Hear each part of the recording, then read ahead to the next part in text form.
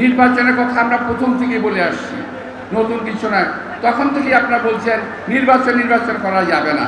আরে ভাই, নির্বাচন করা ছাড়া দেশ চালাবেন কিভাবে? আমি তো বুঝতে পারি না। নির্বাচন নিয়ে তো গড়িমসি কেন? আমি বুঝতে পারি না। আমি একটা জিনিস বুঝতে পারি, জাস্টিস ডিলেড, জাস্টিস ডিনাইড। অর্থাৎ বিচারক যদি দেরি করে, বুঝতে হবে বিচারক রায় ভালো দেবে না। এটা হলো, এটা বুঝতে পারি আমরা। তো আর দেরি করেন না। আমরা জানি দিন ঘোষণা দেবেন, তারিখ ঘোষণা দেবেন, এর পিছনে আপনাদের আবার কোন ষড়যন্ত্র তত্ত্ব লুকিয়ে আছে আল্লাহই বলতে পারবে। এটা আমার কিন্তু আর কারণ না হোক, আমি অনেক সন্দেহ করি। তাদের নির্বাচনী তারিখ ঘোষণার পিছনেও অনেক ষড়যন্ত্র আছে, এরপরেও ষড়যন্ত্র আছে।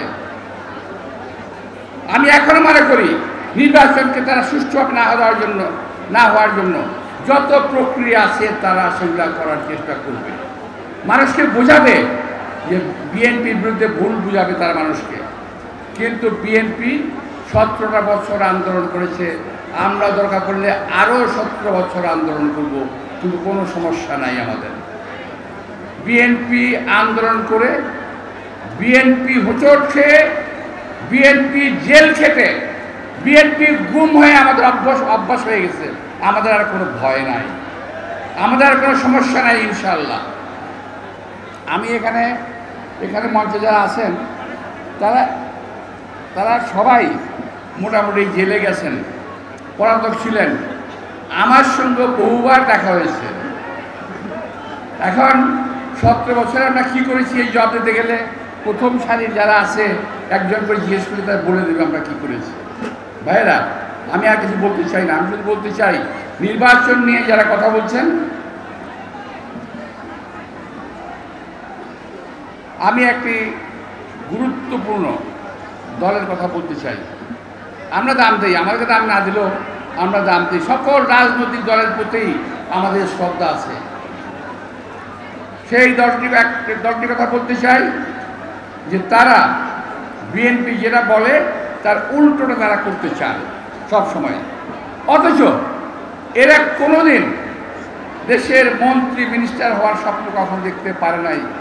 এরা একটা পরগাছার মতো অনেকটা, কখনো আওয়ামী লীগের ঘাড়ে পাড়া দিয়ে মন্ত্রী হন, আবার কখনো বিএনপির ঘাড়ে সওয়ার হয়ে মন্ত্রী হন। এখন সওয়ার হয়েছে এনসিপির ঘাড়ে, সওয়ার হয়েছে। কোনো লাভ হবে না।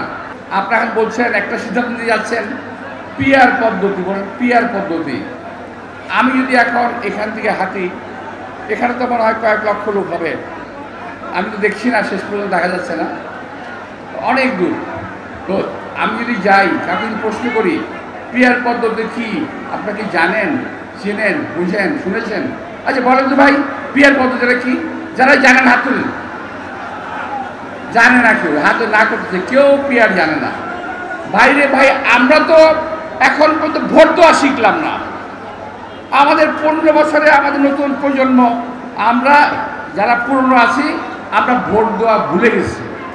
নতুন প্রজন্ম ভোট দিতে শিখে নাই। আর তাদেরকে আপনারা পিআর শেখান, আগে ভোট দেওয়া শেখান। আগে ভোট দেওয়া শেখান, পরে পিআরের কথা বলেন। নতুন কথা বলে জনগণকে দয়া করে বিভ্রান্ত করবেন না। এই পিআর পদ্ধতির পিছনে উদ্দেশ্য আছে। উদ্দেশ্য হলো কেউ বলবে করবো, কেউ বলবে করবে না। অর্থাৎ এক পর্যায়ে বলবে এই কারণে নির্বাচন হচ্ছে না, সুতরাং আরও কিছুদিন সময় বাড়ায় দিতে হবে। এই সমস্ত বান্দামি ফাইদামি ছাড়েন, এগুলো ছাড়েন। এই দেশের লোক যেই পদ্ধতিতে ভোট দিয়ে অভ্যস্ত, সেই পদ্ধতিতেই ভোট হবে। এই দেশের লোককে ইভিএম পদ্ধতি খাওয়াতে চাইছিল হাসিনা, এই দেশের লোক গিলে নাই ইভিএম পদ্ধতি। সুতরাং আপনাদের পিআর পদ্ধতি কেউ গিলবে না, এটা আপনারা মনে রাখেন।